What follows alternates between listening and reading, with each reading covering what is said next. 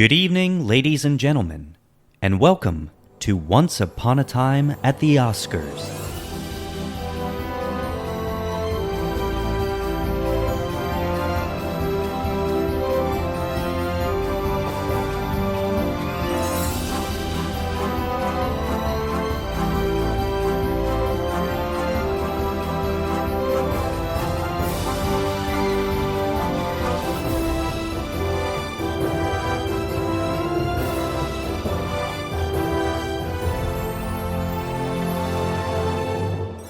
Hello, everyone, and welcome to Once Upon a Time at the Oscars. The show where we take you through every Best Picture nominee from 1927 to today. I'm Kyle. And I'm Ryan. And here we are again in the third Academy year, talking, what is this, the fourth movie?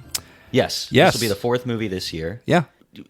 Without giving away too much, probably the biggest, most impactful movie we've covered so far on the show. I think that's fair to say. I think that when we first talked about, I think we actually mentioned on the pod that when I was purchasing movies for this, one of the first ones that I actually purchased purposely for this podcast was I found this movie on Blu-ray, part of the 100-year celebration of Universal specifically. So, I mean, how do you want to reveal? I mean, I guess they already know the title because they've clicked on the episode. Right, yeah. Hey, let's reveal our guest first. Hey, that's a great idea. So, who do we have with us today? So, the first guest of this iteration is our very good friend, my personal very good friend as well, Jordan Ghastly. Yeah. Hello. Hey, buddy. How's it going, buddy? It's going well. Hey. I'm very happy to have you on here. Hi, buddy. Kyle's here too. Hi, also, buddy. Drop an S on that, please. Hey, buddies. So Jordan is a very close friend of mine. Anyone who has listened to literally any of the podcasts I've been on previously, Jordan has been involved.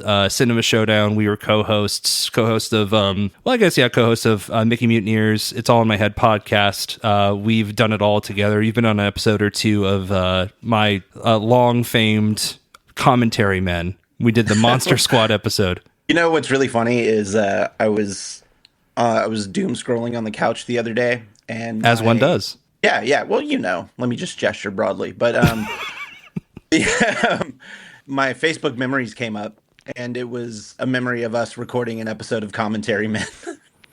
The giant stripe plush was there, wasn't it? I think so. Yeah, but I think that was for an episode of It's All in My Head. I think he lived there for a while. He was definitely there for a Commentary Men episode. I had a giant plush of Stripe the Gremlin. And I don't know where it went now. I'm sure one of the animals that has lived either at his place or my place have torn into it and it's gone. You hope. Losing a gremlin is like the worst thing. We didn't get it wet, all right? Like, it's fine. Like, we destroyed it. We didn't feed it after midnight or anything, so it should be fine. I do have a question. After you feed a gremlin, like you feed a mogwai after midnight, it turns into a gremlin, right? But then if you feed a gremlin after midnight, does that even matter? It doesn't matter anymore, right? It's just a gremlin. I guess you're right. I guess, yeah. We could feed it after midnight. We just can't get it wet. And I think the most impressive thing about that film is that all mogwais know about time zones. Damn. That is true. And they love James Dean movies. It's true. It's true. They really do. Also, I want to apologize to all the listeners. I had a little bit of a cold earlier this week, so I'm kind of dealing with the leftovers right now. So if I'm a little hoarse, that is why. Give yourself some credit, man. You're at least like a medium-sized horse. Okay, thank you. Centaur level. Thank you, medium-sized. Pretty big. So Jordan is on the podcast today because specifically, we don't really need a reason, but specifically for this one, we are covering All Quiet on the Western Front. And Jordan, you want to tell us a little bit about your background and why you might be a good speaker for this episode? I'm might be an okay speaker for this episode. You guys are putting a lot of trust in Better than us. Just professionally and academically, my background is in history. I have a degree in world history and cultures. I have a certificate in public history. My minor was in classical studies. I do currently work in museum education. And it is just very serendipitous that we are recording this week because my team and I are actually currently updating our World War I field trip at the museum right now.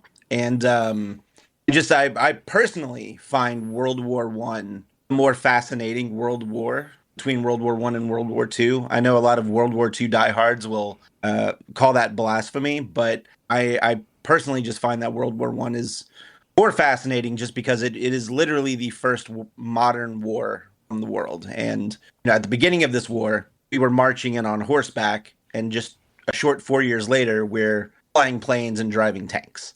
So it's and it's also the war that created our map right now. Like all of the little conflicts that are going on in Eastern Europe and the Near East and everything, like all of this is fallout from what happened at the end of World War One. So it is the first modern war, and it's the war that created our current world map, so to speak.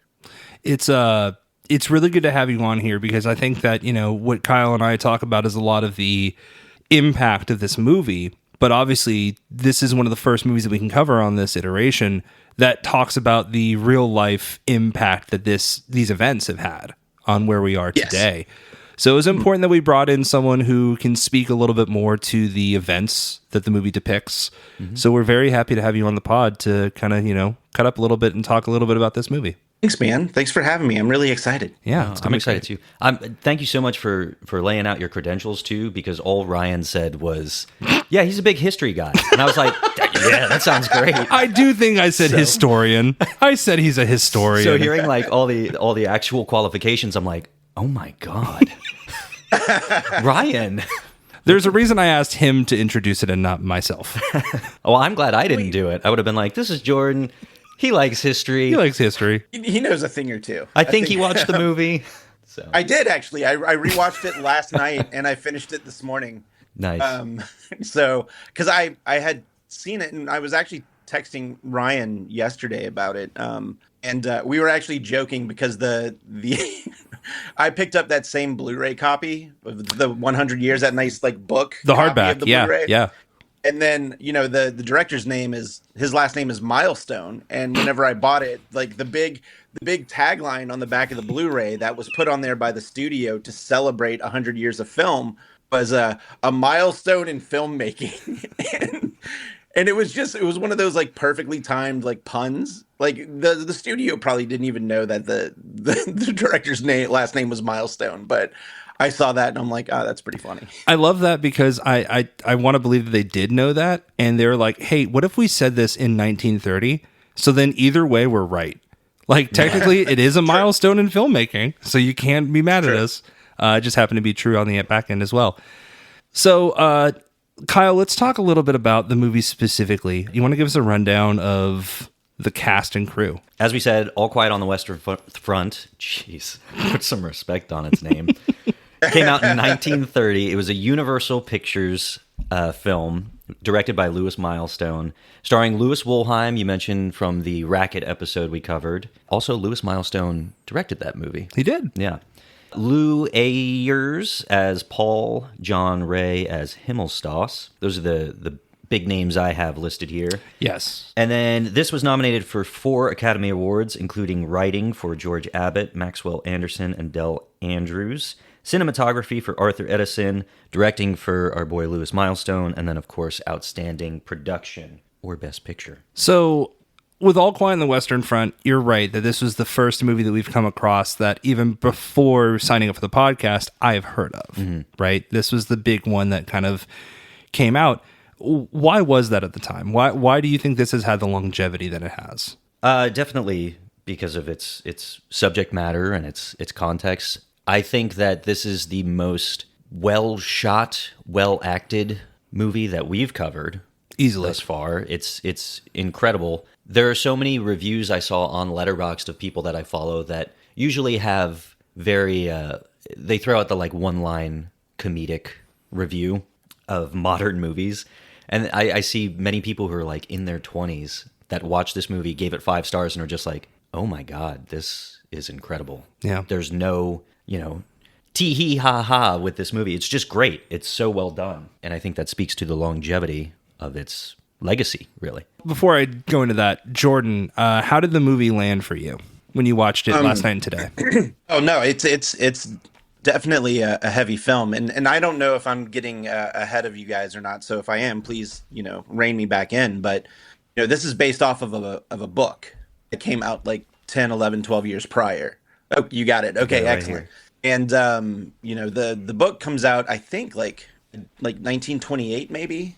So maybe roughly a decade after the end of the war.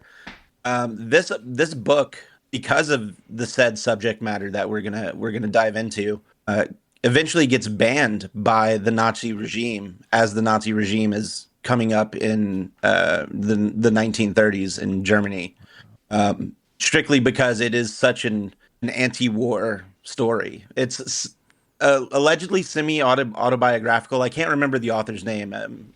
You have the book in front of me. I actually don't have the book in front of me. Eric Maria Remarque. Yeah, Remarque. Yeah. He also, if I'm not mistaken, did a follow-up book called something like Down the Road or On the Road or something with the road. And I've not read that. But this book becomes highly controversial within the next decade, that it gets banned. And then when the movie comes out, in 1930, the film also gets banned from a lot of places in Europe. And some of these places don't lift the ban until like the 1970s or the 1980s, which is pretty crazy. It is wild. It's always so fascinating that obviously censorship is always for a bigger purpose than just, hey, we don't like that movie. But right. An anti-war film just ever being banned is so wild. But I guess if your goal is to use war for your own purposes, you want to promote war. Say it with me now. Yeah. It's propaganda. There you go.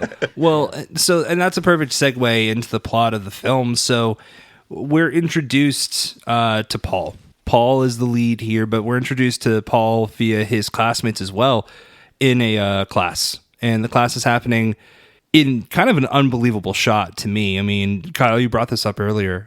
Even watching this with our movie that we'll talk about next week too, the difference in quality is staggering. It just looks, sounds, and feels like a completely different, not just type of movie, but a different time that it's filmed.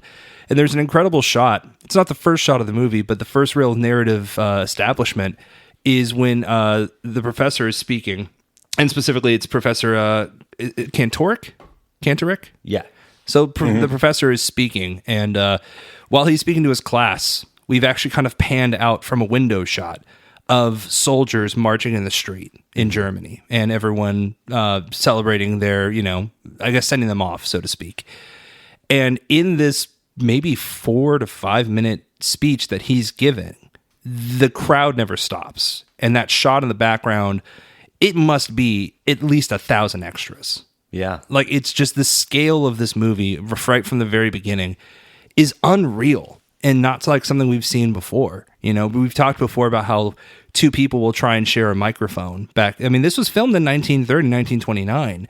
So there were very real instances we talked about in old Arizona where if you weren't standing right underneath a microphone, you weren't getting picked up. Right. And now we have thousands, well, not thousands, but hundreds easily of extras on set. And we're picking voice up of one person completely fine. Yeah. So the quality really is staggering. The incredible thing about that shot too is that you're starting out in the streets and then pulling into the classroom through the window, like you said. Right. And you got this shift in the sound itself of everybody cheering on the streets. That all fades away once you get into the classroom so that you can hear the professor's speech.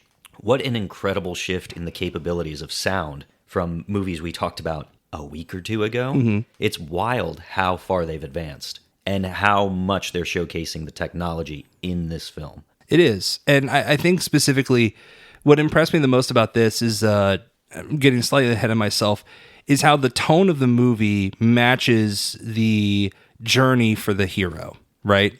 Or I should say not even the hero, but in this case, our case study, which is Paul. So it matches the environment of what Paul is feeling in that moment. And Paul is surrounded by his classmates and friends, and they're a little more eager for the war than he is. And he ultimately accepts because the camaraderie of it, so to speak. And the movie has a joyful tone. It is very kind of upbeat and joyful. And you see, we're introduced to Himmelsdoss, who is the mailman at the time. And he's just very, happy-go-lucky. Hey, you know what? This is actually my last run. I'm about to head off to war. Yeah. And even his introduction as a general was a general. He's a sergeant. A sergeant. In the reserves. Thank you. Yeah. So his sergeant in the reserves role, he takes it a little more seriously, right? He's kind of no longer the happy-go-lucky postman. He takes it very seriously, and even in him changing that tone, we still follow the boys, and the boys are like, oh, "Let's get this guy. We can't stand this guy. Let's take care of him." Mm-hmm. And they do, and it doesn't feel violent. It feels kind of, fun and exciting, and very jovial. And that was what caught me off guard the most with this movie was, for a subject matter like it was, you're not anticipating kind of like a joyful tone throughout. And I won't lie to you and tell you that there's a joyful tone throughout the entire runtime of this movie. But the very beginning, like first third, it does. Mm-hmm. And I thought that was very interesting. Because especially in 1930, I think it kind of had to be, that was the standard, right? We expected that. We didn't quite see that happen. Jordan, do you agree with that? Do you feel like there was a different tone? Yeah. And I think, it's purposeful too, right? Like it's the entire point of that opening scene with the professor is giving this very impassioned speech about what it is to love your country and die. Like he's the hype man for Germany. Which I'm sure we'll talk about whenever we get to some of the closing scenes of the film.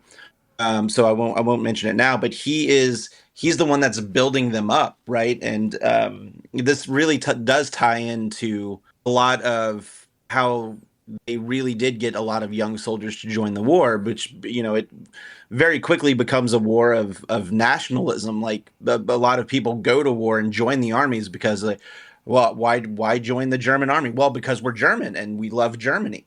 Not really knowing the causes of the war, which again is a scene that happens later on down the line, which I'm sure we'll talk about, and I can definitely get into some detail on that when we get there. But I think that's that's purposeful to not only hype up the students to go and join the war, but you're also hyping up the audience of like, hey. No, these guys are going to do it. Like these guys are going to go. They're going to be great soldiers. Spoiler alert: Germany does lose the war. I don't know if you guys knew that. Fun fact: last night when Jordan was telling me he was watching the movie, I said, "I'll try not to spoil it for you." Yeah. And what did you say, Jordan? I hope the Allies win. Yeah, I said I hope the Allies win, and then you went. I said a gif of a guy being like, "Oh no, uh-oh." So, but because that's.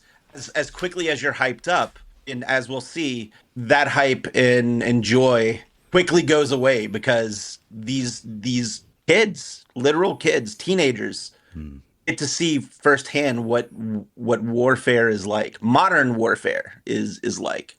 Yeah, and the reason I bring up Himmelstoss in that tone is that his departure afterwards, when the kids, I won't say mercilessly beat him, but you do leave him in a puddle of mud.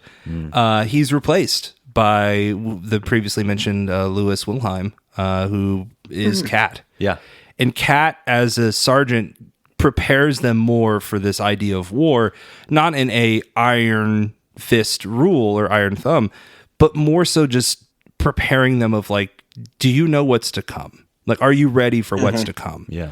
And that's really where I think the tone starts settling in, where there is a camaraderie, and they are very much still brothers. But Kat prepares them a little bit more.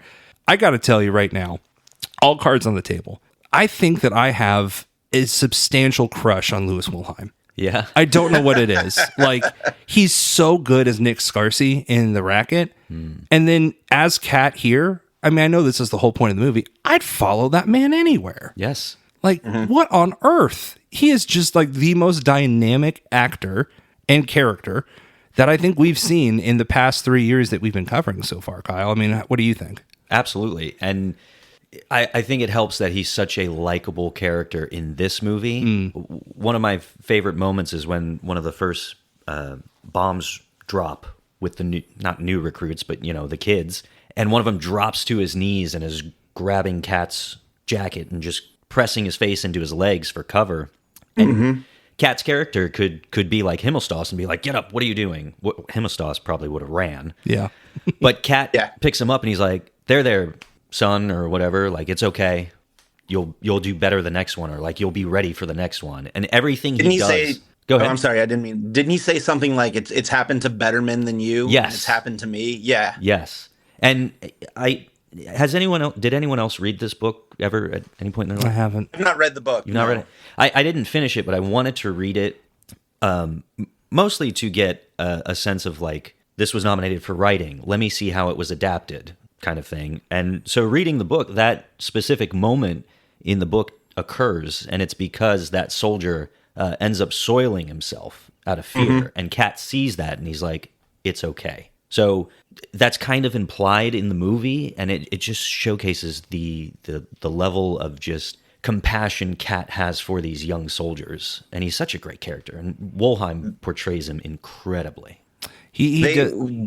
That scene, they even say something about getting like new changes of underwear too. So I would probably even say that it's a little bit more than implied. Oh yeah, for sure. Then Yeah. Well, there's also a level of informed there, right? Like he doesn't just like kind of console them and like help them prepare, but he also tells them like, you really got to listen for the whistle. Like the whistle specifically dictates what kind of like bomb is being dropped. That he mentions like, specifically the high pitched one is the one you really have to look out for.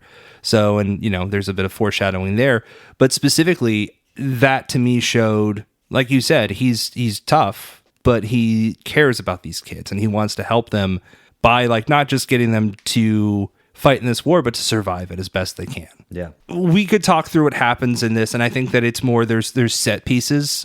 We don't have to re-establish this too much for the audience. I mean, this very much is World War One, right? The events that we're seeing. But I have a question for Kyle. Kyle, you said you've read the book, not in totality, but you have read a good bit of it. Is it from Paul's perspective? yes, yeah, it is. And one thing that I think is interesting, and this is telling of the tone at the beginning of the movie. I'm sorry, did you want to go somewhere with No, what you were I was saying? just wondering. Okay. Yeah, it is from Paul's. At the beginning of the book, it kind of goes directly into the war. And there is no setting up okay, we're recruiting the kids and everybody's happy and it has that positive tone. Even the scene where they attack Himmelstas for being just awful, all of that takes place during the heart of the war itself. So it is all very bleak and very dark, and there's not a whole lot of joy in the book. And I think that speaks to what movies were supposed to be or expected to be during the time. You had to have that kind of false lead into what the movie actually was going to be, just to bring in audiences. I don't know how this was marketed in 1930, if it was, when it first came out, if it was like, the war spectacle to end all war spectacles, blah, blah, blah, or if it was very much promoted as an anti-war piece. Do you have any knowledge of that at all, Jordan? No, I don't know exactly how it was marketed. But with the film being 12 years removed from Armistice, there was a lot of thoughts that people's idea, or just like thoughts on well, at that point it was just the Great War, because it wasn't called World War I until World War II happened, right? So a lot of people's thoughts on the war, or people thought that other people's thoughts were waning on the war, and they didn't know how well this film was going to do at the time.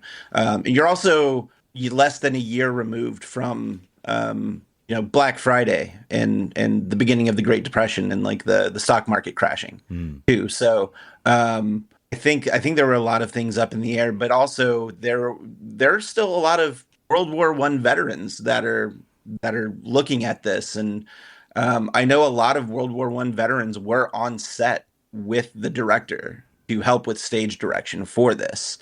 Wow. Some of those, whenever I was rewatching it, because I'd watched this years and years and years and years ago, and I did a quick refresher.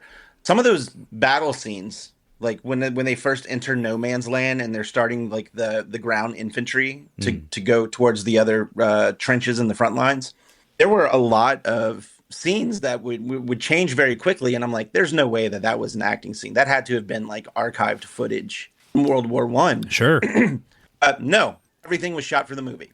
Not archive footage. No archive footage whatsoever was spliced into this. Incredible. Which I thought was pretty amazing.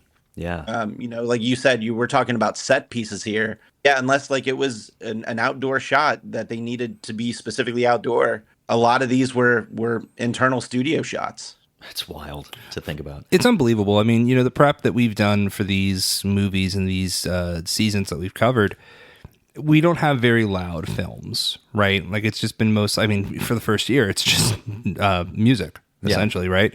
So this was the first one, then, it's anticipated with the subject matter of the movie, but especially this is the first one I watched on Blu-ray, right? Everything else we've watched on YouTube and Tubi as it's accessible, but this is the first one that I was blessed enough to have a physical copy of and watch it on Blu-ray. And it was just jarring how I think there's almost like a 10, 15-minute sequence in this movie that bombs are going off in the background. And it's just a very loud film. And I don't really have anything too amazing to say about that, but it was just such a jarring difference from what we've experienced so far.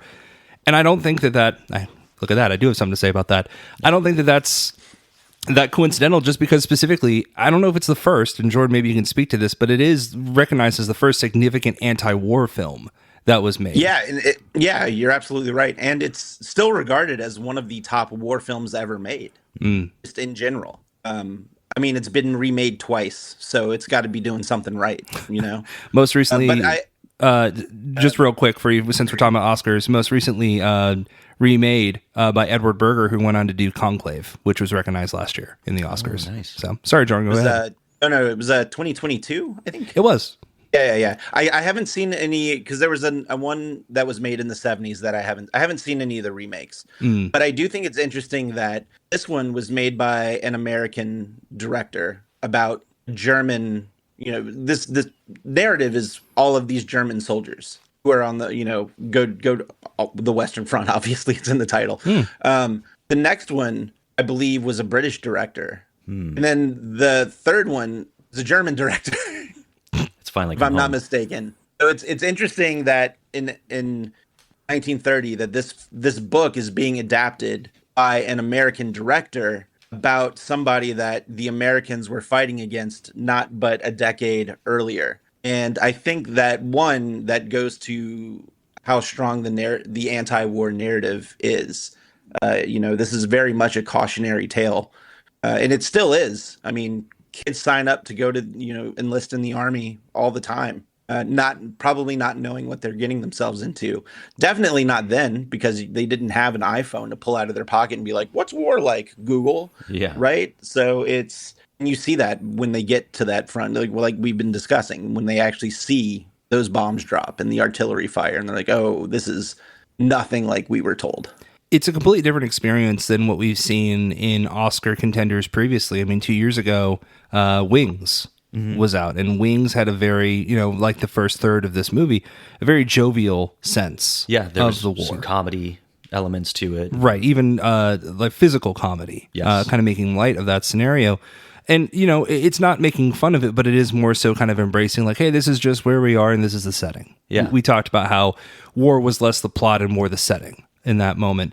So this had to have been an extremely jarring difference, because with its anti-war stance and where, the next 2/3 of the movie go, it really is, even now in 2025, watching like the final scene of this movie, it is just absolutely breathtaking what they were able to do, because this just wasn't what movies were at the time, right? So, Jordan, in terms of reception, do you have any stories or knowledge of how this movie was received at the time, whether it was, hey, what is this, or wow, this is incredible? Not like through like film reviews or just personal opinions. I mean, it obviously did something right, because didn't it win like X amount of awards? Look at you, Jordan. Isn't that why we're here talking about it? It's true. It did. So clearly it resonated with somebody somewhere, or a group of people somewhere, because in the year 2025, almost 100 years later, we're talking about this film and the impact that it had. Well, the reception is you're correct. Obviously, it was a big part of the Academy Awards, hence why we're discussing it here. I'm interested in the reception of the audience overall, but not a big surprise. It wasn't received super well all over, right? Germany was not the most receptive to this. The reason I wanted to bring this up was that there's something that I thought was kind of interesting in All Quiet on the Western Front.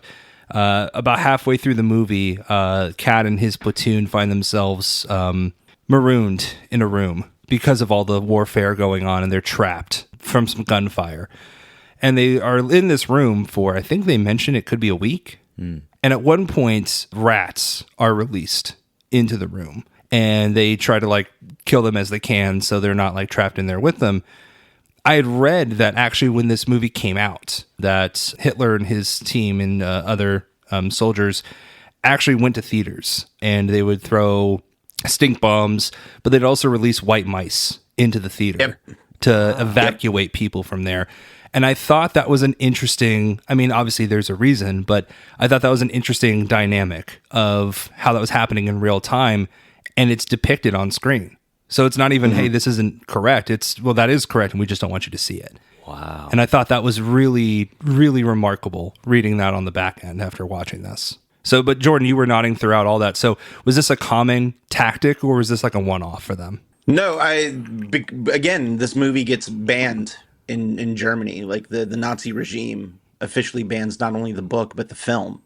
And whenever it did get released in Germany, Adolf Hitler is in his rise to power, and he's taking all of these animosities from the end of World War I, and he's turning it into his Nazi propaganda machine. And this movie is essentially like doing the opposite of what he's trying to do, right?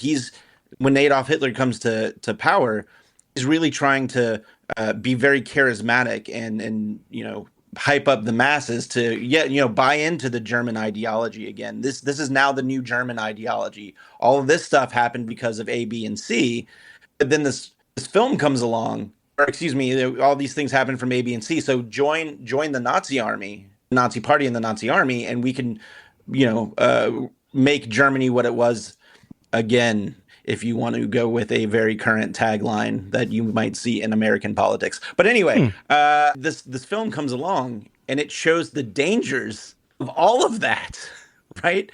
It shows that a character who bought into the hype actually goes on these front lines, and it literally changes him mentally. And the entire film is just the precaution of that, or a cautionary tale of that. This is very counterproductive to what was Hitler was wanting to happen in the early 1930s in Germany and in Austria. So that's why over there they drop the kibosh. They sabotage a lot of these viewings until they actually get a chance to ban these films, or this film rather. Man, and with this being an anti-war film, it's wild to see how it does not pull any of its punches. This is a very violent film in a way that we certainly have not seen thus far.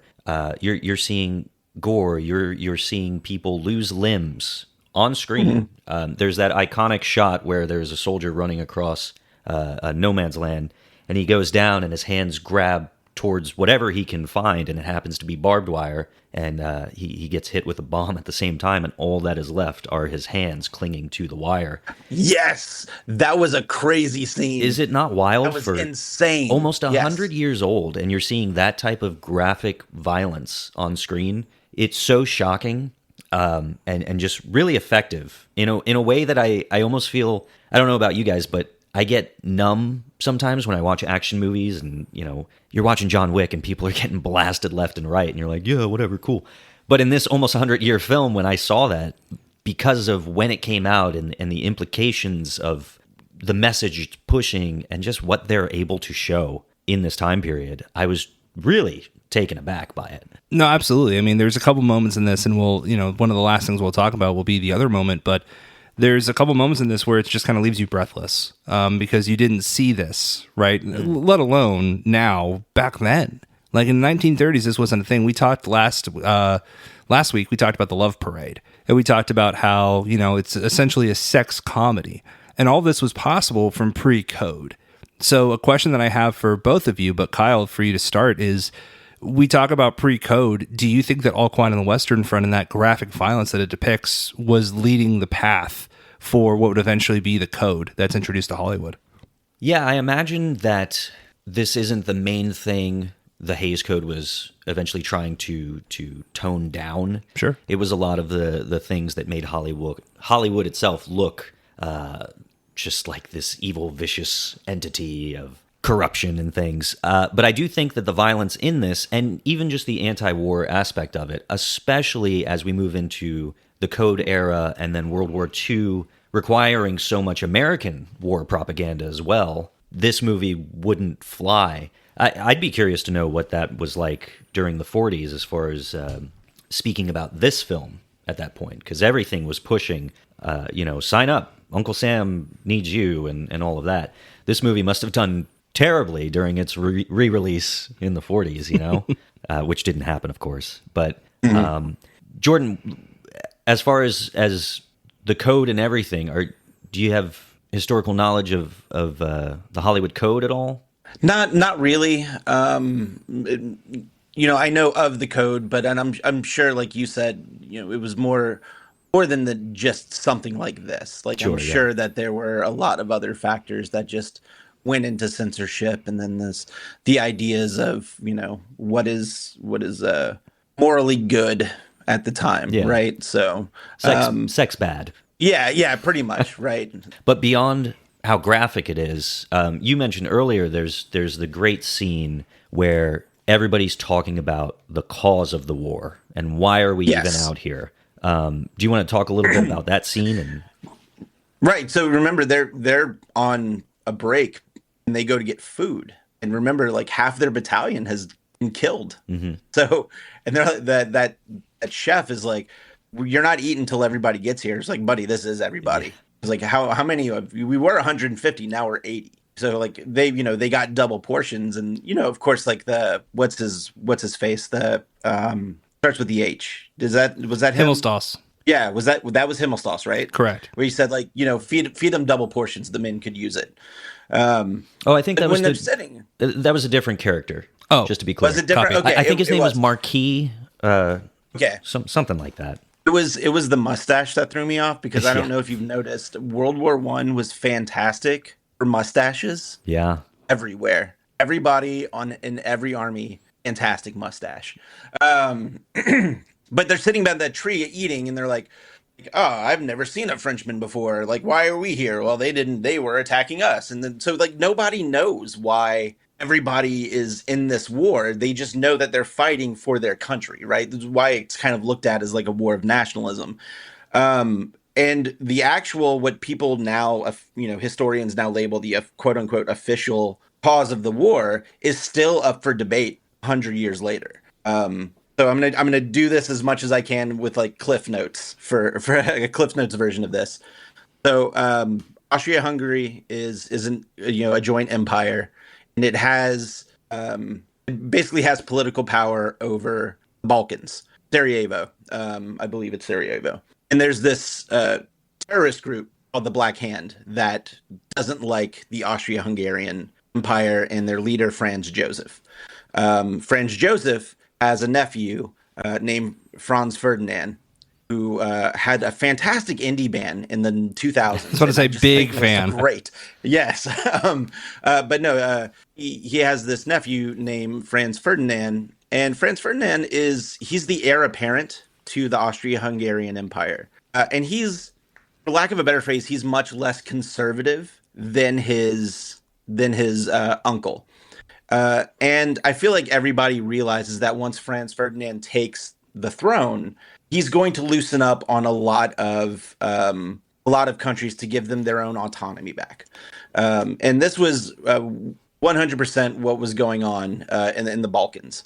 And at one point, Franz Ferdinand and his wife, Chloe, I believe her name is, they were going to make an appearance in Sarajevo, and they were going to go into this motorcade. They were going to have the top down, and it was more of like, to them, there was like trying to be a gesture of goodwill towards a lot of people in the Balkans. And Black Hand finds out about this, and so they plan an assassination attempt on Franz Ferdinand. And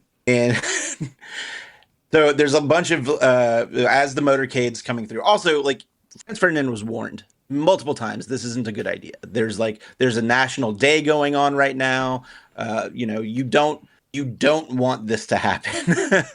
And he's like, nah, nonsense, it'll be fine. So he didn't listen. And a lot of the members of the Black Hand disguise themselves as just civilians. And as the motorcade comes through, somebody throws a bomb and it misses and it explodes by them, but it doesn't kill them. They take cover into a nearby building. After everything settles down, for whatever reason, they made the decision to continue the motorcade the way it was going. And as the motorcade was going down the road, it takes a wrong turn into a dead-end alley. Well, it just so happened that a member of the Black Hand by the name of Gavrilo Princip was standing in line to get a sandwich. And he turns around and sees Franz Ferdinand's motor coach backing out of the alleyway that it took a wrong turn in. So what does he do? He drops his sandwich and he picks out his gun and he assassinates Franz Ferdinand and Chloe. This happens, I think it's June 28th, 1914. For an entire month, nothing happens. For the entire month of July, all of these monarchs of all of these kingdoms are on vacation. Kaiser Wilhelm is actually on like a Norwegian cruise at this point. And so for an entire month, there's this whole back and forth of, will there be war? Is there not going to be war? Will there be war? I don't know. Until Kaiser Wilhelm kind of starts to elbow Franz Joseph and was like, hey, you should really go to war with these guys. And if you go to war, we'll help you. But there's like, and I actually I pulled this book right here. It's called Dance of the Furies. This author actually goes through a lot of newspapers in July 1914. And all these newspapers of civilians are just like, yeah, nothing's going to come of this. Like, no one's going to go to war. Like, nothing will happen. And eventually they do go to war. But largely the minds of people in Europe at that time were like, no, war will not happen. Nothing is going to happen. Until Wilhelm started to nudge the Austro-Hungarian army, or Austria-Hungary rather. And then an ultimatum was given, but this ultimatum that was given by Franz Joseph, they couldn't, the opposition couldn't, they couldn't make it happen. Like they went in knowing it wasn't going to happen, and therefore war was going to happen. And then it did. And then that's when all the dominoes fell. So, Austria-Hungary, invaded the Balkans, then Russia went to Austria-Hungary, then Germany to Russia, and then France to Germany. So it was crazy how all the dominoes fell very quickly, when for about 4.5 weeks, everyone was like, war is more than likely not going to happen. Yeah. Would you say that this is such a broad question, but is this like the first time in history that a country is just like, hey, guys, we need you to fight this war. Don't worry about what it's about. If you go back to like medieval Europe, like all of these knights and all of these, soldiers that are fighting in king's armies, like they're fighting for their king. And, what is it, for king and country is what they, a lot of these people would say. So I don't think it's an uncommon mindset, but I do think that this is kind of the last of that late Victorian idea of the European, because even Franz Joseph, before Franz Ferdinand died, he had gone on record, and I'm paraphrasing, so forgive me if I don't get it 100% correct. He tells another, I believe, like an American politician or maybe the American president, I can't remember. He tells another world leader, you see in me the last of the original European monarchs, meaning that once he's gone, the idea of the monarchy and then the idea of whatever political power these monarchs held is going to vastly change, just because the world is changing.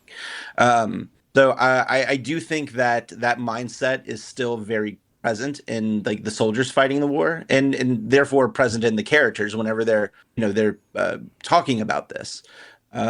But this also goes to show that even a lot of the soldiers, like the infantry, the boots on the ground, don't really know why they're fighting outside of, we're German and Germany needs us to protect Germany, so let's go protect Germany. So it becomes a very, very nationalistic mindset. Well, I think that scene that we were just talking about, there is the moment where you start to see the soldiers kind of be like, listen, I don't really care why it started. I don't like that we're here. So maybe it was our fault, I think one of them says. And there's the one guy who's like, hey, keep my Führer's name out of your mouth kind of thing. Yeah. And I think that's a good example of just the nationalism kind of taking hold of at least some of these soldiers at some point during their time in the service. Well, I mean, absolutely. Like, a significant part of the movie is Paul's kind of disbelief at how much that nationalism can go. I mean, we're skipping forward here a little bit, but he's injured and he's watching his friends die, and he's able to go back home and visit his family. And his immediate reaction is that he's shocked that everyone is still in support of the war and in support of him being a soldier and that nationalism that you mentioned, to a point where he even goes back to the professor, into that same room where he was recruited. And almost like a time travel scene, he's watching the same thing happen with a new group of younger recruits. And it's that realization for him of that exact nationalism you're talking about, where it's like, well, it doesn't really matter the point of this. It's that I'm standing up for my country, and that's the highest honor I can have. Yes. And it's that sympathy that we get from Paul, or for Paul rather, that really kind of solidifies the anti-war tone of this, of Paul realizing what he's currently involved in. I mean, that was, for me, that was kind of the first gut punch of the movie. I mean, he's watching friends die, but it was that realization of the nonstop, right? Like, this is going to continue forever. Yeah. Of how this is just the same thing over time with new people. And I think that's what's so cool is you have the violent aspect of war and seeing all of these horrible atrocities occur, and that serves as very anti-war in itself. But I think that a lot of time that violence and all of that can still be kind of perceived by its audience as like, oh, well, those are heroics. Correct. Like, yes, that's terrifying, but boy, to be a hero in that war and come out on the other side as someone that fought for my country, there's that. This movie, in a way that a lot of other very powerful war films don't do, has those scenes where the soldiers are talking, what are we doing here? Whose fault is this? Why are we doing this? I've never seen a Frenchman. Or Paul being in the classroom and being just shocked that I can't promote this for these kids here. That's awful. And later, when he's out having a drink with all of the old wealthy figures in his town or whatever, and they have their battle strategy laid out, and they're arguing, and he's just like, "You guys don't know what it's like out there." Yes. It's like, no, you don't know what it's like. I mean, you know the details of it, but that's not important. And to immediately get like pushed aside as just, oh, well, you're a soldier, but let the big boys talk. Right. It's I'm glad you brought this entire like scene up, because that you now see the detachment that Paul has from civilian life, right? He has been rocked by the war. He's been in it for years at this point, right? And like you said, he's seen all of his comrades and his friends die one by one, even mentors die one by one. People that he fought with, and some of them he even grew up with and went to school with. And specifically that scene of the two scenes you're talking about, of how he is walking by the school and the professor sees him. He's like, "Oh, tell him what it's all about." Like he's automatically going to be on the professor's side. Right. And the professor is somebody who wasn't boots on the ground. He wasn't in the trenches, which trench warfare is insane, man. I'm going to go on a slight tangent on trench warfare, but a scene after this, you see one of the soldiers in a trench that's flooded, and he's trying to dig out the water from the trench with a shovel, because if they don't do that, there's a lot of stuff that's going to happen, man. Like, standing water attracts bugs. Bugs attract rats, and rats have diseases. And on top of that, if you stand, like, trench foot is not fun. Like, if you stand in water for so long, it is going to, and you try to take off a boot or a sock, your skin's coming with it. Like, it's not fun. It's awful. But back to the classroom scene, it's this disconnect from the people who are promoting it and saying, no, this is a great thing to do. And the people who were actually there going, this is horrifying. We live in a constant bombardment of artillery. We have to learn how to sleep with all of the explosions going on. We maybe get a little bit of sleep. We hardly have any food. and we're fighting for this country. Like what for, right? And I think Paul even says something along the lines of, it's better to be alive than to die for one's country, or something along, something like that. Because he realizes on these, like, this is meaningless, because the soldiers didn't do anything. The soldiers are just following orders. It's all of these higher up politicians and the king's men who are egging this war on. And that's what you kind of like see in that scene in the pub, where it's like all of these what looks to be rich white men in suits who have never seen that hardship on the front line. And Paul's like, oh man, it's easy to talk about it, but when you are literally boots on the ground, it is a completely different story. And then of course all these old white men are like, nah, you're just a kid. You don't, like, I've literally lived through this war. It's weird how he's like being gaslit into, it's not that bad. He's like, I literally had friends die. Yeah. I don't know what to tell you. Well, it shows the disconnect too, and in the people who are causing these wars and sending people out, and their disconnect, right? This isn't a system that they know is flawed and they're feeding it. They believe in it. And that belief then bleeds into what is nationalism for, the teachers and the students. And it's this disillusionment. It's how you keep feeding the war machine. Exactly. Right? Like those people think that they're doing the right thing. Or they know that they're not doing the right thing and they still do it anyway, which is even worse. Yeah. Right? It's one thing to be completely what's the word I'm looking for? Ambivalent's not the word. Complicit, or just not knowing. Like you think you're doing the right thing, but you're really not. Or they know what they're doing, and it's like, well, if these kids don't go to war, I'm gonna have to go to war, and I don't want to go to war, so I'm gonna send these kids to war instead. Right? Oblivious. It's oblivious. Yeah, thank you. So I don't know. Like I have a degree. I don't know why I couldn't be that word. I promise. But it kind of shows like the moral disconnection, but also like the class disconnection too, right? Like Paul even says he leaves his leave early because he's like, I can't stand this. Like it's too quiet. Like whenever he's having that heart to heart with Kat, and he's like, Kat, you're all I got left, man. Like I can't live life anymore. Like this is all I know. Yeah. Like that's how rough, not just any war, but this war specifically affected Paul. And unfortunately in that same scene, he loses Kat. Yes. Right? Like the artillery starts to come down and he breaks his shin. By the time he gets back to camp, Kat's dead. So like Paul literally just said, you're all I have left. So after that, there's no wonder why he spiraled into depression, because everybody that he came up with in the war is gone. And he walks into the building and he sees all of these new recruits at the end of the film, and they're even younger than he and his crew. Yeah. And he talks to that one soldier. He's like, how old are you? He was like, I'm 16. 16? I didn't even have my license at 16. Yeah. Can you imagine giving a child a rifle and a bayonet and said, go kill some allies? It's nuts. In October, I work at a haunted house, and a lot of our actors are high school students. Mm-hmm. And I've gotten very close with some of these kids, and I'm always just like, oh, I'm so proud of these kids. Watching this movie the other day and like putting that alongside that context and imagining any of them having to go off to war, I got very emotional in that scene where the kid's like, oh, I'm 16.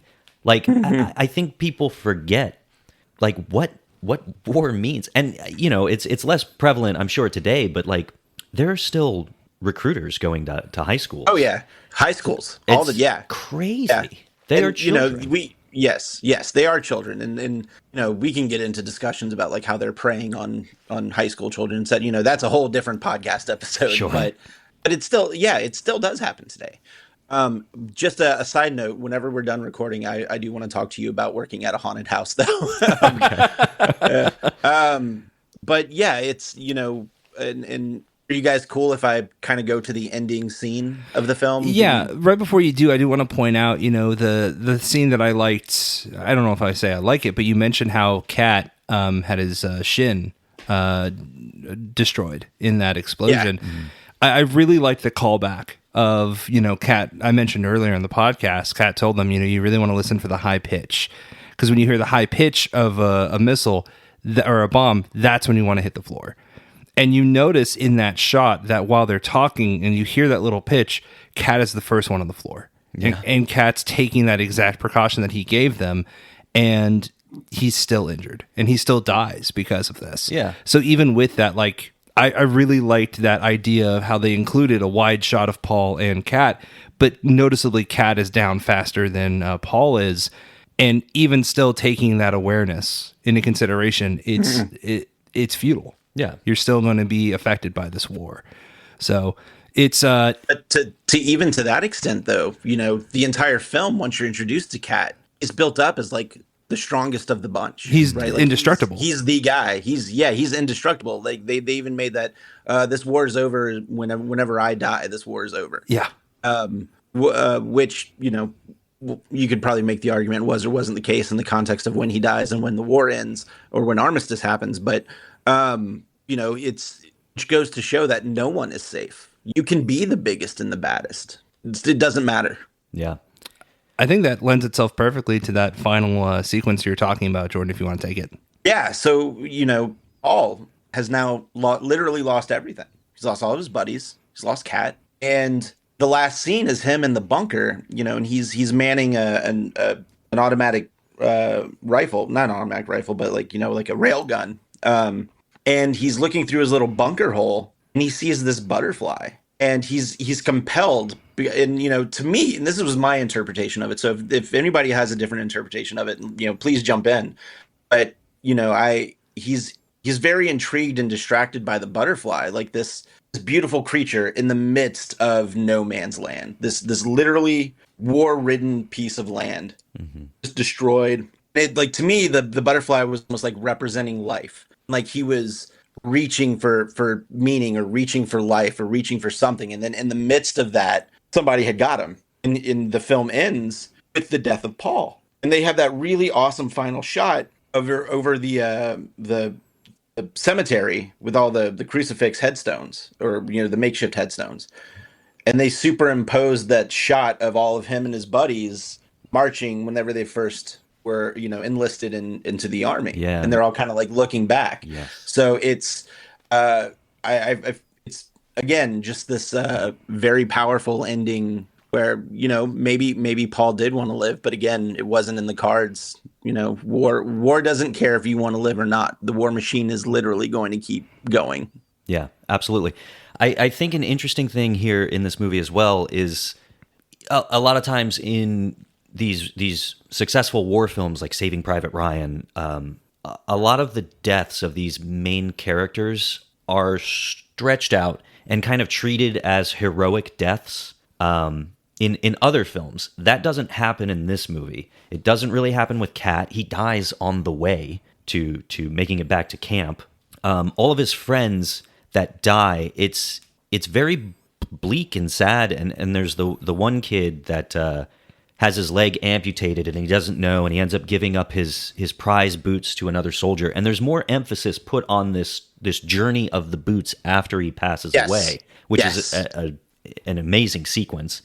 But there's never really any heroics placed on the death of these characters. No. And I think that adds support to how awful and just this war isn't giving credit to any of these soldiers. It's not praising them. It's not triumphant at all. And you don't get a moment of kind of remembering or giving these soldiers their due until that final shot where they are superimposed over the frame and they're marching away over that cemetery. And I think that goes to show, like, war is awful. People die and nobody will care. They will celebrate you when you're gone, though. That is when you will get your praises because you will have died, quote unquote, a hero. And that's so terrifying to me. In a way, I like that there are no heroics, I guess, in this movie.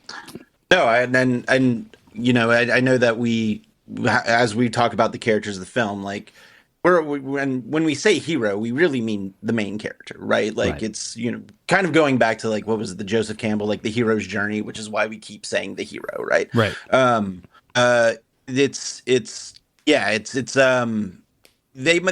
might have people that think he's a hero because of what he was doing, and in some kind of like mindsets, he might be seen as a hero, but really it's, and I think I said this earlier in the pod, is a cautionary character, and very cautionary situations where it's like, don't think that war is great, because it's not, right? Even though it was called a great war, it wasn't a great war. Yeah. Right. Well, I think back to Cantorek, the professor, and he heralds Paul as a hero, and everyone does. But it's not until Paul speaks up against the war that he kind of suggests that he isn't really the hero, right? So Yeah. it's this status that they put on them until they say something they don't like, and then they take that away from you. Right. So it's almost like an expectation of you, or like a title given to you because of your placement and not what you've done, right? Or your Right. thoughts. Well, I think the same people in that classroom who call him a coward at one point, once he gives his life for his country and he dies and he's gone, now they will all see him as a hero of the country. Yeah. And that's what's so awful. Because it helps them feel better. Yeah. Right? Right. So And go ahead. I mean, please. no, the more things change, the more they stay the same, right? Right. Like, Yeah. if that happened today, and it does, like, there are a lot of veterans that speak out today that are like, yo, war is war, man. War. In I had a professor whenever I was taking, I actually took a really cool World War I class with my history professor, and he would come in, and every day he would just look at us and say, and he was a veteran as well, and he would say, war is hell. War is hell. And my grandfather served in World War II, so he and I would kind of chat stories about relatives that fought in this war or that war, and he always pushed us, and he would say, war is not kind, war is hell. And I think that, especially in this day and age, people who don't serve don't realize that, and use that as another propaganda crutch to push one political agenda or another. I'm not trying to get into current politics or anything, but it's always happened, and it's always going to happen, unfortunately. Sure. That's the relentless of the war machine that you talked about. So Yeah, keeps turning. it was a devastating movie to watch, right? I mean, even obviously more devastating to experience, but it was just extremely jarring for me to watch because, I mean, personally speaking, we've talked a lot about how the movies we've watched outside of the research for this don't really relate to these movies. But this was the first time, I think, in watching these movies in chronological order from 1927 to today. Hey, look at that. Sorry, that was the tagline for the podcast. No, you're good. So this was the first one where it really was just like, it sounds like I'm over simplifying it, but it was just so different than everything else we've watched, right? Not just in quality, but also just in the messaging. Yeah. You never really had a director kind of putting something in front of you and just like almost like Clockwork Orange, just holding your eyelids open and being like, you need to see this. Like, you need to see what's happening right now. And it's just an extremely special and important film, and just so good. I guess to oversimplify it again, just incredibly emotional. Truly. What is it? I'm sure we've all seen our share of war films. What is it about this movie in particular you think that it makes it so successful as an anti-war film that other movies aren't able to capture? Even the remake that came out in 2022, I think. Well, I mean, for me, I think it's the Paul of movies, right? I mean, Paul was the first person of his class to actually stand out and be like, what's going on here? Like, what are we actually doing? And it's not lost on me that Paul kind of serves as, I don't want to say just Lewis milestone, but the movie itself, to kind of just like stand up and like not support, not to say Wings is complicit in this, but like there are movies that are kind of feeding into the propaganda intentionally or not. So this being the first of its kind to kind of stand out and just like question why these things are happening, despite what's going to happen, theaters being filled with mice and stink bombs and murders happening because of it.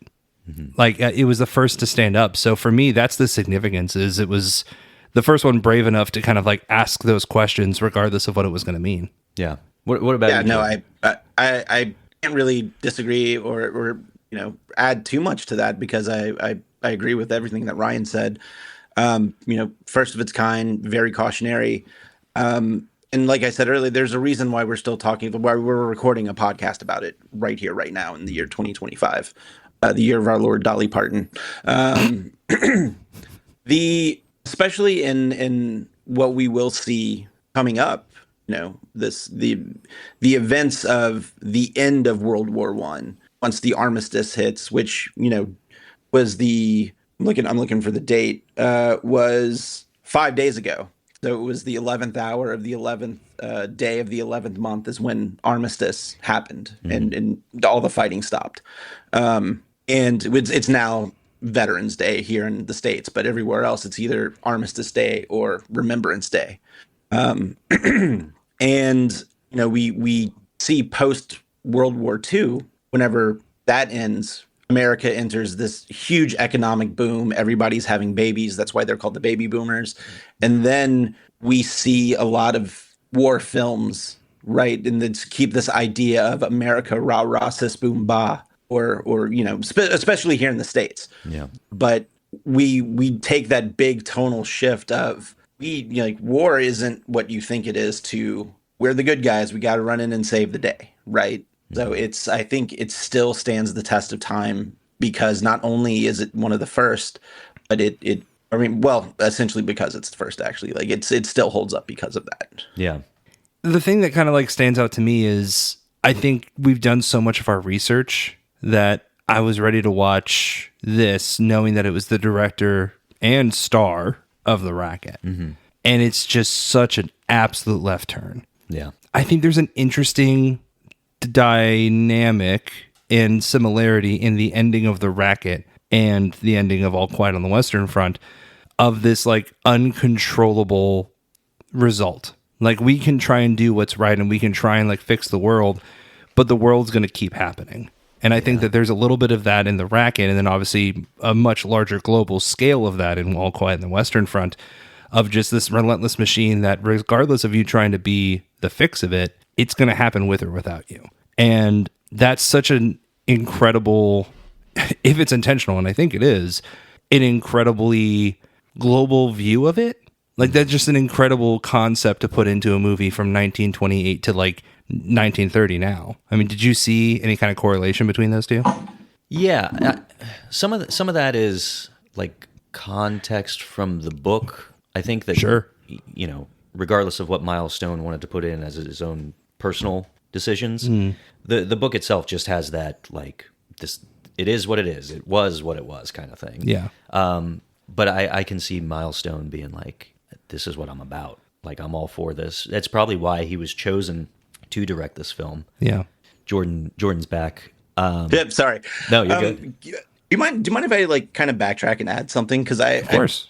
Well, of course not. Go ahead. As I was running down the stairs, we were talking about the end of the film, right?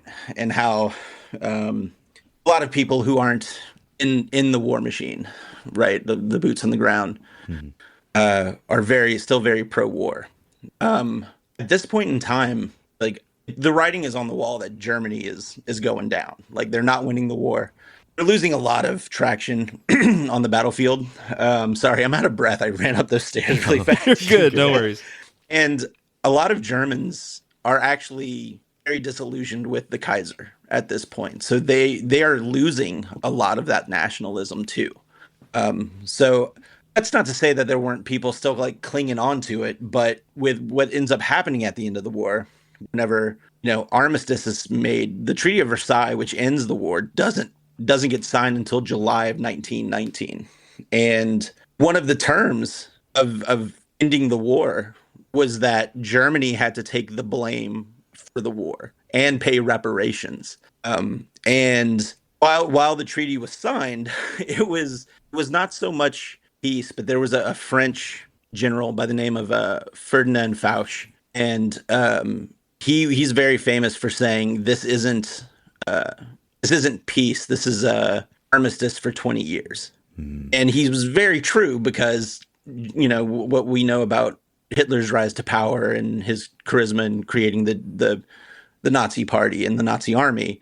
That's essentially what ends up happening, which leads us into World War II. But it is interesting because Germans were becoming very disillusioned with the Kaiser at that point, and then once the war ends, he's deposed. To backtrack one more time, when I was talking about what makes this film hold up and do things that other anti-war films are able or capable of doing, I do want to pull the quote that occurs at the beginning of the movie. It's also the start of the book, and to me, this movie's fascinating because I am not knowledgeable in history, obviously, the way that you are, Jordan.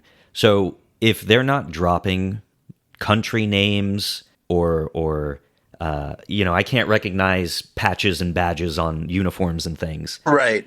This movie doesn't really showcase who you're following, and it being an American-made movie, if you're really not paying attention, you kind of could make the assumption that these are United States soldiers that you're following. Everybody's speaking perfect English, right? Exactly. Yeah. There's like one or two mentions of the Führer, and unless you're really paying attention, I'm not going to recognize like a small town in Germany, or that they're drinking out of steins or whatever.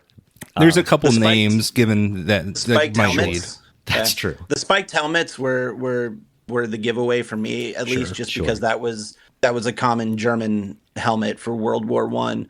But I think you're absolutely right. Like even me, like I have to go back and be like, oh, is this a British uniform? Is this an American doughboy? Is this a French soldier? And like you said, they only allude to it a couple of times. Like that scene we were talking about when they're eating and sitting under the trees. Like I've never even seen a guy from France before, and I'm sure he's never even seen a guy from Germany before. Yeah. So, what was that quote? The quote. It's the beginning of the movie and also how the book starts. It said, this book, or in this case, this movie, is to be neither an accusation nor a confession, and least of all an adventure. For death is not an adventure to those who stand face to face with it. It will try simply to tell of a generation of men who, even though they may have escaped shells, were destroyed by the war. And I think that is one of the biggest reasons this movie is able to withstand the test of time of its anti-war message, because you're really not following a nation in this. I mean, you are obviously German soldiers, but you can replace them with any side of this war or any war, I think, and kind of just simplify it down and equate it to this is what war is like. Mm-hmm. Regardless of nationality, right. It could have been any soldier for any army. It could have been any soldier, any army. It would have been the same story. And that's what's so incredible about this film to me, and just this story in general. It's mind-blowing to think that in 1930, American directors and studios didn't change this to be an American army and tell it from their perspective, so that there was any bit of I don't know, nationalism promoted through the film. And I love that they decided not to do that. They told a story from the perspective of our enemy, as an anti-war film. That's a huge thing that I don't know that we would be able to do now. I think there's a reason that the remake for this was made by a German filmmaker in 2022 and not remade by an American. Yeah. Jordan, we end every episode with talking about double features. Okay. And I'm interested in what you would, I should clarify. With double features, we just talk about a movie that we would pair this with, right? It could be for the literal themes. It could be for more of a distant theme, tones that came out of it for you. What movie would you pair with All Quiet on the Western Front? Or do you need a moment? No, I think I've got a good one. Well, like I before we started recording, I joked like you're going to do it, aren't you? 1917 would be the obvious one, right? Which is a fantastic film in and of itself. There's like 3 camera shots in that entire film. That was crazy. Yeah, so good, very good. Sam Mendes.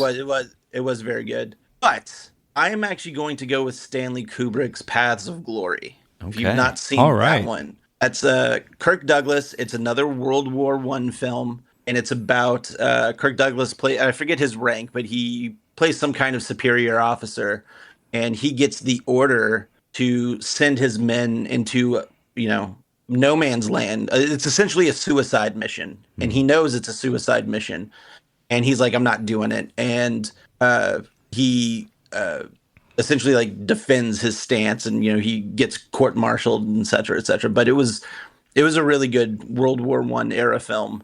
So I would probably go with Paths of Glory. I think it actually got a Criterion release. It did. Nice. Great call. So, Kyle, what about you? I'm going to go with the other anti-war film that I hear spoken about, I probably more than All Quiet. But I'm going to go with Come and See. Yeah.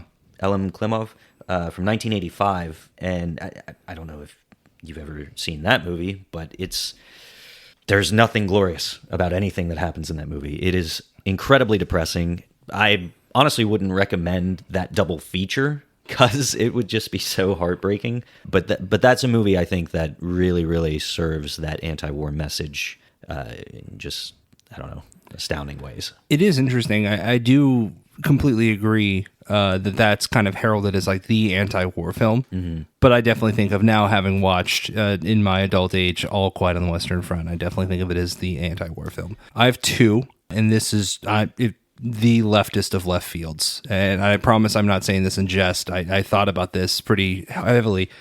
I'm kind of thinking of Pennywise. And the reason why, I understand. Here's why. Okay. The idea, and specifically it's Paul coming back home. Paul coming back home and seeing how absolutely unaffected everyone is. And the idea of his friends are missing. And he's going through actual hell. And the public perception is, this happens. This isn't a big deal. And watching that hell that they go through and still having to kind of like go through everyday life.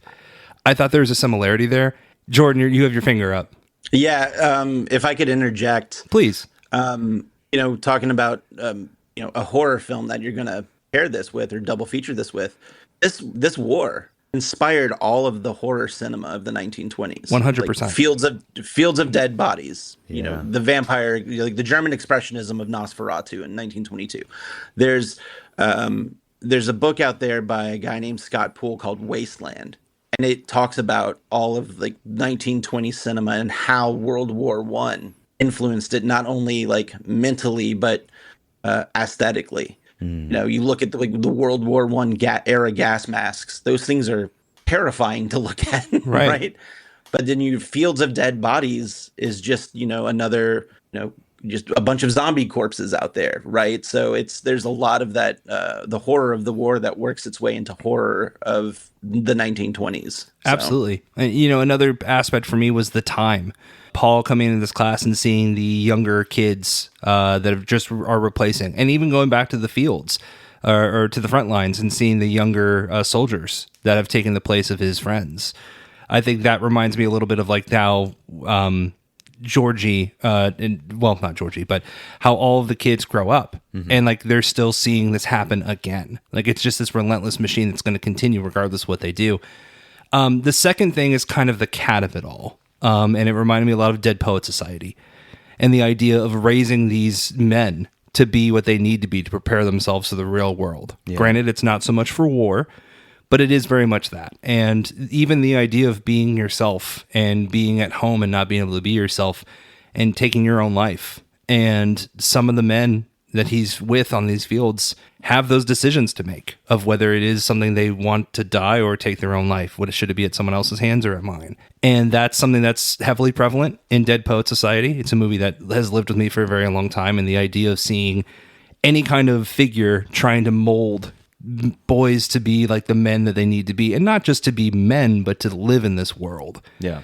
That's Dead Poet Society to me, and I think that's one reason I love the cat character so much, also on top of Louis Wolheim. So those two are very different, but like the themes of those and the time especially, and how this is like a relentless machine, and that stood out to me for All Quiet on the Western Front.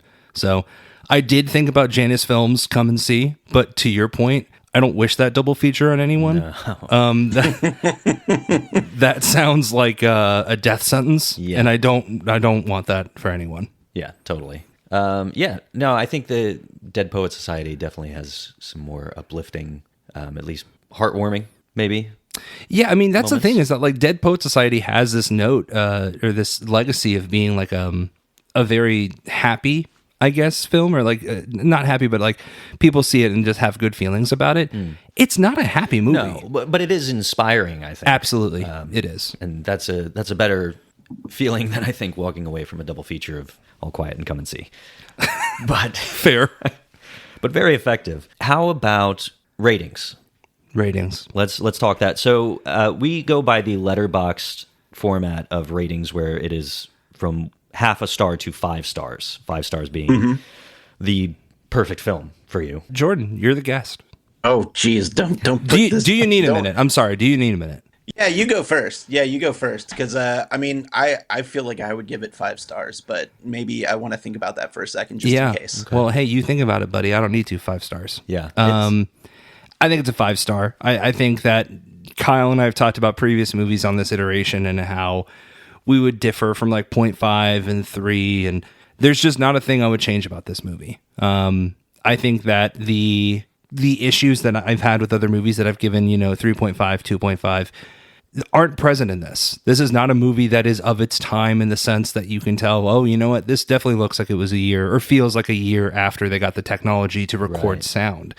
This looks like it could have been made in 1950. Like in terms of the technology that they had with both video and audio, it's unbelievable. The shots that they can get in this, the amount of extras that they had, to Jordan's point, they filmed a lot of this in lots. And how did they do that? How is some of this not stock footage? It's insane. So no, it's a 5 star for me very easily. Yeah, I agree. It's 5 stars all the way. There are no limitations in this movie, technical or otherwise.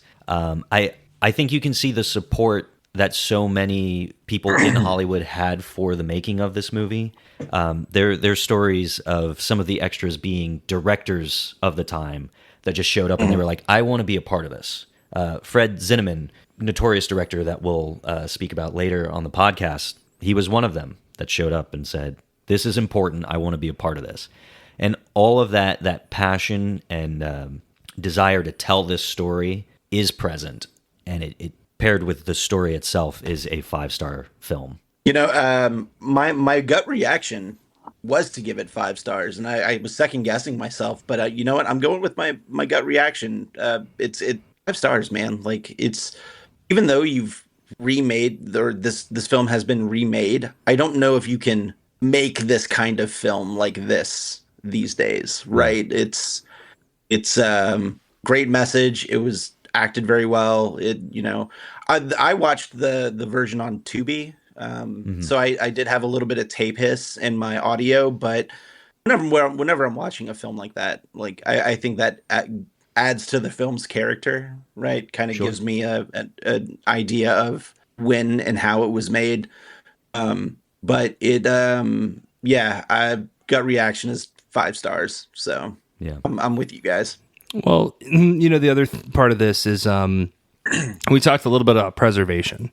Last season, we talked about lost media, and kudos to Universal. I mean, obviously, it says right on the back, as you mentioned earlier, Jordan, it says on the film, a milestone in filmmaking. studio saving picture as well. I'll throw that out. Yeah. 100%. I mean, so it saved Universal in that sense. So Universal has done its due diligence in honoring that. And, there are plenty of physical copies available of this. We mentioned the 100-year anniversary of Universal, them releasing a hardback edition of this with some special features. And I'm very excited to go and watch on the back end now, and a booklet inside with like descriptions of the movie in a little more detail. So if you can get your hands on it, I would absolutely recommend it. I believe it's available online. There's plenty of ways to watch this. Jordan mentioned Tubi. It's available. So 100% recommend. Yeah. This was also added to the Library of Congress films worth saving list too. I don't know. So I think it was like 1980. I might be off on my time on that, but can somebody fact check me on that? I got you. Isn't it crazy too that there's like only some movies that should be considered worth saving, and not just like, hey, it's a movie, it's worth saving. Right. Right. Maybe not. Disraeli. wasn't going to say Disraeli. I was going to say, what was the trauma film? Poultrygeist? Oh, God. Poultry. Where they built the KFC on a burial ground? Yeah. Man, we were sitting here talking about the peak cinema making, and here comes trauma. Yeah. Well, Poultrygeist. you know what? That would be a hell of a double feature. You know what? Can I change my... So with the public library, you said the public library, Jordan? Library of Congress. Nope, I didn't say that. The public library. Right up the Public street. library. They The were one- like, this is the one- I was important. gonna say the one down the road. Yeah. My Google was like, yeah, lots of public libraries have this. I was like, okay, thank you. It is. Okay. Yeah. Co-signed. Thanks. Perfect. Thanks. Worth it.